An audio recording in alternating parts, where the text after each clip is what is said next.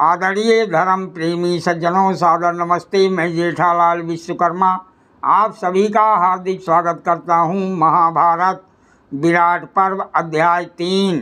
महर्षि वैशंपायन जी कहते हैं, हे राजन जन्मेजय जी, नकुल जी आते ही उन्होंने इधर उधर घूमकर घोड़ों को देखना आरंभ किया।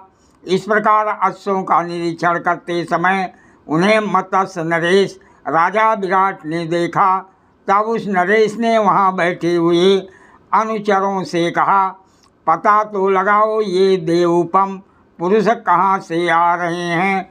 ये बिना कहे सुने मेरे घोड़ों को बड़े ध्यान से देख रहा है, अतः ये निश्चय ही घोड़ों को पहचानने वाला और अश्व विद्या का विशेषज्ञ विद्वान होगा।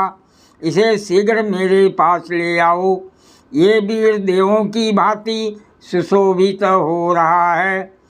तदंतर राजसेवकों के साथ राजा के समीप आकर शत्रुहंता नकुल ने कहा, हे राजन, आपकी जय हो, आपका कल्याण हो। मैं घोड़ों को शिक्षा देने में निपुण हूँ और अनेक राजाओं से सम्मानित हूँ। मैं सदा आपके घोड़ों का चतुर सारथी हो सकता हूँ। राजा विराट ने कहा, हे भद्र पुरुष, मैं तुम्हें सवारी, धन और रहने के लिए घर देता हूँ।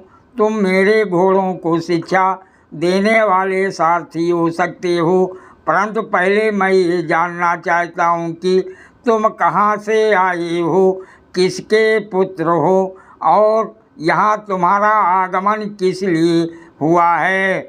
तुम्हें जो कला कौशल हो वो भी बताओ। नकुल जी बोले, हे शत्रुदमन, सुनिए, पांचों पांडवों में जो बड़े भ्राता युधिष्ठिर हैं, उन्होंने पहले मुझे अपने घोड़ों की देख रेख पर लगा रखा था। मैं घोड़ों की जाति पहचानता हूँ तथा उन्हें सब प्रकार की शिक्षा देने की कला भी जानता हूँ। दुष्ट घोड़ों की दुष्टता दूर करने के उपाय भी मुझे ज्ञात हैं और घोड़ों की चिकित्सा भी मैं पूर्ण रूपेण से जानता हूँ। मेरा सिखाया हुआ घोड़ा कभी कायर नहीं हो सकता। मेरी सिखाई हुई घोड़ी में भी कोई ऐब नहीं आता। मेरे घोड़े तो बिगड़ ही कैसे सकते हैं। मुझे जनसाधारण तथा पांडुनंदन महाराज युधिष्ठिर ग्रंथिक नाम से पुकारते थे। राजा विराट ने कहा, हे ग्रंथिक, मेरे पास जो भी घोड़े और अन्य वाहन हैं वह सब आज से तुम्हारे अधीन हो जाएंगे। इसके अतिरिक्त जो कोई भी मेरे घोड़ों को जोतने वाले सारथी हैं वह सब भी तुम्हारे अधिकार में रहेंगे।